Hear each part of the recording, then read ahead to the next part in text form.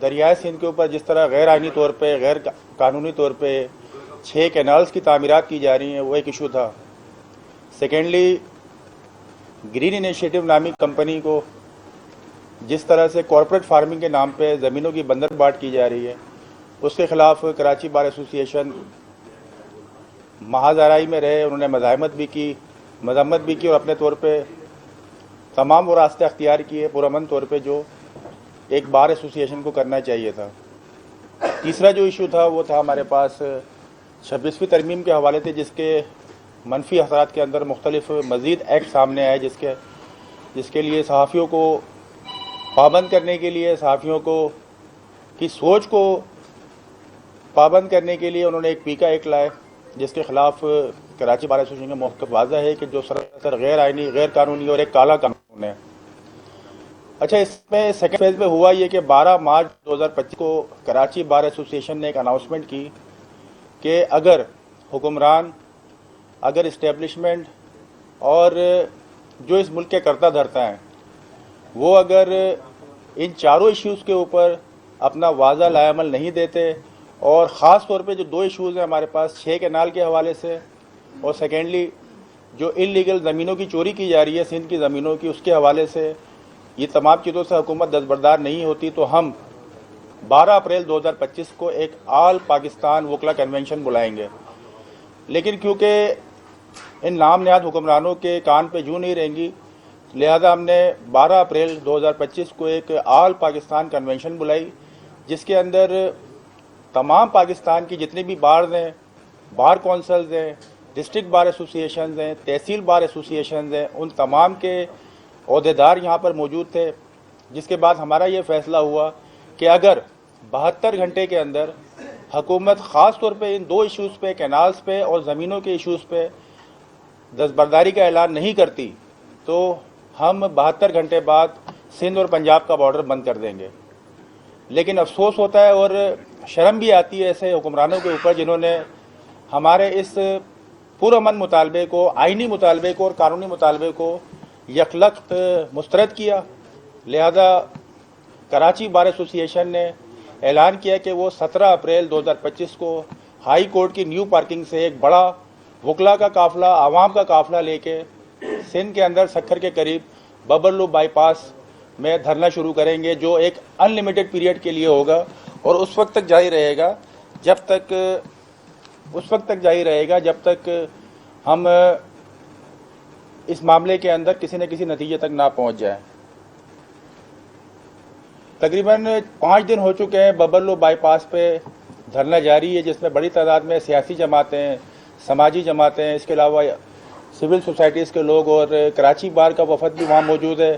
कराची बार की पूरी कैबिनेट में से तकरीबन मैं समझता हूँ 12-13 अफराद वहाँ पे मौजूद है, जिसमें सदर आमिर नवाज वड़ाई साहब, रहमान कुराई साहब, काजिम मैसर साहब और इसके अलावा हमारे ट्रेजरार जो हैं अमर हसीब पंवर साहब वहाँ पे मौजूद हैं।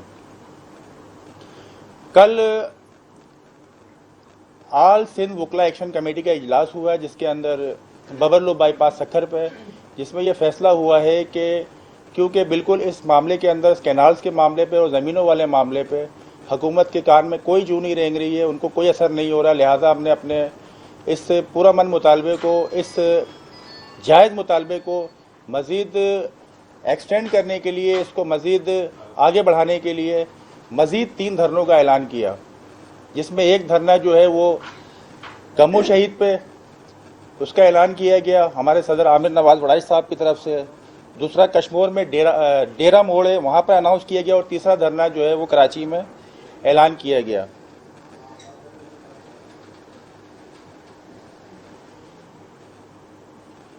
तीसरा जो धरना है हमारा कराची के हवाले से, उसमें जो पेशरफ्त हुई है, जो हमारी बात हुई है मलीर के हमारे जनरल सेक्रेटरी अयाज शांडियो साहब जो मलीर में मौजूद हैं, उनसे हम राब्ते में रहे और उसके बाद हमारा ये फ़ैसला हुआ है कि हम कराची बार एसोसिएशन से एक वफ़द लेके 1 बजे यहाँ से जितने भी वकला, हमारे जितने भी दोस्त हैं वो हमारे साथ शामिल होंगे और हम एक काफ़िले की शक्ल में मलीर कोर्ट के सामने पहुँचेंगे, जहाँ इंशाअल्लाह ताला जो हमारा सेकंड फेज़ है धरने का वो स्टार्ट होगा। और कराची में मलीर कोर्ट के सामने हम 2 बजे दोपहर में धरना देने जा रहे हैं, जिसमें हमारी ये रिक्वेस्ट है कराची भर के जितनी भी आवाम है, कराची के लोग हैं, दोस्त हैं, सियासी तंजीमें, समाजी तंजीमें, सियासी तंजीमें, वो जो बबल्लो बाईपास नहीं जा रहे, तो हमारा यही कहना है कि वो कराची में जो हमारा धरना स्टार्ट होने वाला है मलिर कोर्ट के अंदर, मलिर कोर्ट के सामने, वहाँ पर लाजमी शिरकत करें ताकि आइंदा के लाएमल के तौर पे मज़ीद इसमें तेज़ी आए और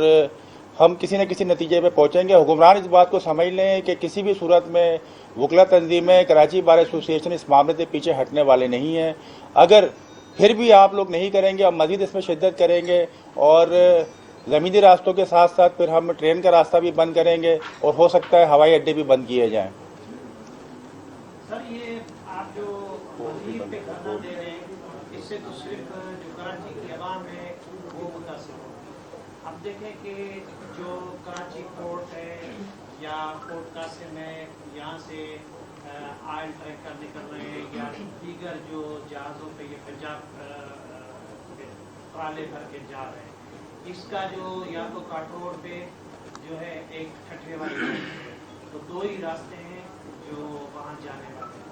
तो बजाय उसके कि ये सिर्फ गाड़ियाँ खड़ी हो जाए कराची की, जैसे वो अपना दूसरी मुझे मानते का नाम रूट नहीं हुआ, वो लगाती है शहर में तो कोई नहीं। हमें जो बेसिक देना है वो वफाक को देना है जो आवाम समझती है। जैसे आमिर नवाज वड़ाज साहब ने वहाँ पे बबुल्लो में दिया हुआ है या तेरा मोड़ पे दिया हुआ है, अब कमू शहीद में एक शहरी है, लोग वो आपिल के साथ यकजहती में वहाँ पे एंग्रो फर्टिलाइजर से जो खाद जा रही है पंजाब, वहाँ पे ट्राले रोक रहे हैं, उनकी हवाएं भी निकाल रहे हैं ताकि आगे न जा सके। तो इससे तो कोई फायदा नहीं होगा जैसे आप मलिर कोर्ट के सामने। असल में देखें, बात यह है कि वो जो हमारा मरकज़ी धरना है वो है बबल्लो बाईपास पे। ये जो हमारा सेकंड फेज़ है उसके अंदर हम ये दिखाना चाहते हैं, बहुत सारे दोस्त हमारे ऐसे हैं जो वहाँ नहीं पहुँच पा रहे, तो उनकी ये ख्वाहिश थी कि कराची में एक धरना दिया जाए। अच्छा देखें, धरना है 24 घंटे का और अनलिमिटेड पीरियड के लिए, किसी ऐसी जगह पे हम बैठ नहीं सकते। ये शहर है, हम उसका मुकाबला काठोर से या बबल्लो बाईपास सखर से या मुख्तलिफ जो कमों को शहीद वगैरह उनसे मुकाबला नहीं कर सकते। वहाँ पे देही जगह है, वहाँ पे जगह भी मिल जाती है रहने की, वहाँ पे आपको खुराक भी मिल रही है, तमाम चीज़ें मिल रही हैं।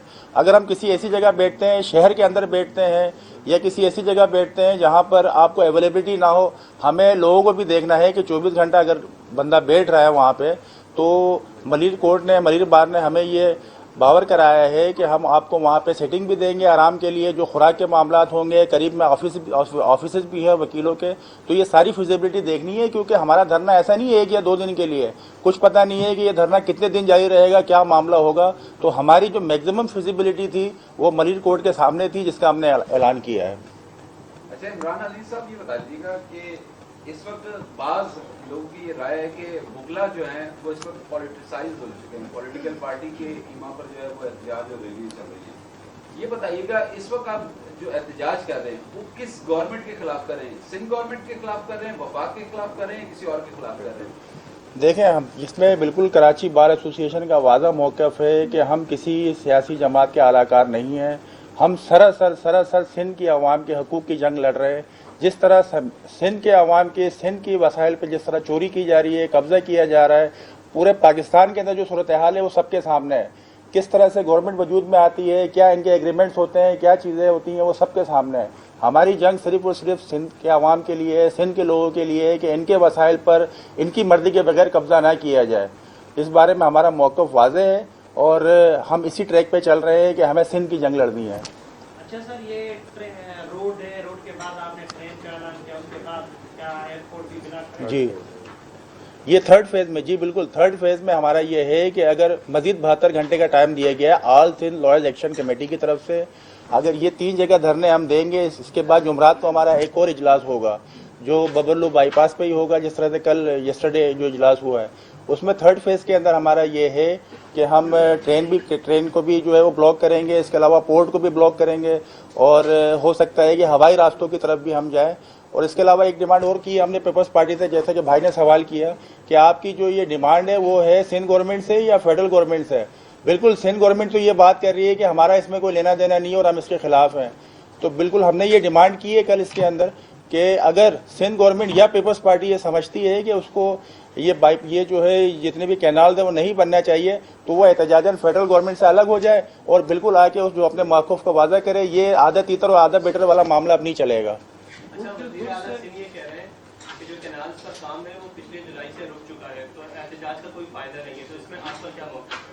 हमारा ये कहना है कि कैनाल्स पे कोई काम नहीं रुका है, बिल्कुल तेज़ी से जारी है। कल भी आपने शायद एक वीडियो देखी होगी, बहुत तेज़ी से कैनाल्स पे काम जारी है। और हमारा ये मौक़िफ़ है कि अगर मिसाल के तौर पर रुक भी गया है तो जो तामीरात हो गई हैं उसको मुनज़्ज़म किया जाए। सर, गुड्स ट्रांसपोर्ट वालों ने जब कोर्ट का इंतजार किया 2 दिन, तो वहाँ पे ऐसे समझो कि हज़ारों की तादाद में ये टेलर वगैरह खड़े हो गए। अब उन्होंने, हुकूमत ने उनसे जो है रब्ता किया, उनके मुतालबात भी माने। अब वो रवां दवा है परसों से, ठीक है। तो आप लोग वो काम क्यों नहीं करते जिससे हुकूमत पे परेशान है? देखें, जो बबरलू बाईपास पे काम हो रहा है वो मैक्सिमम प्रेशर है हमारा। सेकंड फेज के अंदर मजीद हम प्रेशर डाल रहे हैं 3 जगहों पे जो धरना दे रहे हैं। थर्ड फेज इससे ज़्यादा जो है वो शिद्दत के साथ होगा। ये छोटा मोटा कोई ये ट्रालर एसोसिएशन या पेट्रोल माफिया का ये नहीं है कि रेट ऊपर नीचे का मामला है। ये बहुत बड़ा मामला है जिसके अंदर ये पूरे मैं समझता हूँ कि माफिया बहुत बड़ा एक माफिया जो मुल्क के अंदर काबिज है, जो सबको पता है कि किन लोगों ने मुल्क पे कब्जा किया हुआ है, वो इसमें शामिल है। इसमें अरबों की इन्वेस्टमेंट है, इसमें जो है अरब ममालिक शामिल है, इसमें हमारे वर्दी वाले शामिल हैं। तो किस तरह से ये मामला इतनी आसानी से हल होगा, उसका हम मवाजना जो है हमारे अपनी तहरीक का मवाजना उन ये पेट्रोल या डीजल माफिया से हम नहीं कर सकते। अच्छा सर, ये बताइएगा, बुकला तहरीक जो है आपने देखी है, वो सबसे पहले तो अदालतों का सहारा लेते हैं, अदालतों में केसेस जो है वो फाइल किए जाते हैं, लेकिन इस मामले पर जो है वो अदालतों की तरफ जाने के बजाय आपने सड़क पर आने का फैसला किया। सबसे दूसरी बात ये कि ये बताइएगा, इस वक्त वफाकी हुकूमत जो है वो कोई ठोस शवाहिद या कोई बयान नहीं दे रहे कि नहरों का जो मामला है वो वाकईतन वफाकी हुकूमत की तरफ से। तो ये आप क्या समझते हैं, आप कानून के माहिर हैं, कि ये कहाँ से ये तमाम चीजें चली, नहरों का मामला किस तरीके से आया और कौन सी ऐसी कुव्वत है जो इस नहरों के मामले को लेकर सिंध में जो है वो इस वक्त अफरा तफरी फैला रही है? देखिए, हमारी तहरीक के अंदर एक एजेंडा जो है वो 26वीं तरमीम भी है। पॉलिटिसाइज जुडिशल कमीशन बनेंगे जिसके अंदर नेशनल असेंबली के लोग होंगे, जिसके अंदर सेनेट के लोग होंगे। वही लोग जज की भर्तियाँ भी करेंगे, वही जजों के तबादले भी करेंगे। जब उनकी मर्जी होती है वो किसी भी बेंच को तब्दील कर देते हैं। इस्लामाबाद हाई कोर्ट में 3 सूबों से ले जाके जजों को बिठा दिया जाता है। इन जजों के ऊपर, इस जुडिशरी के ऊपर वाला का कोई एतमाद नहीं है। हम किसी भी सूरत से अपना ये मामला इन जजेस के पास लेके नहीं जाएंगे। इनसे इंसाफ की हमें कोई उम्मीद नहीं है। हम अपना फैसला सड़कों पे करेंगे और सड़कों पे जाकर ही अपने सिंध की आवाम के लिए इंशाल्लाह रिलीफ लेके आएंगे।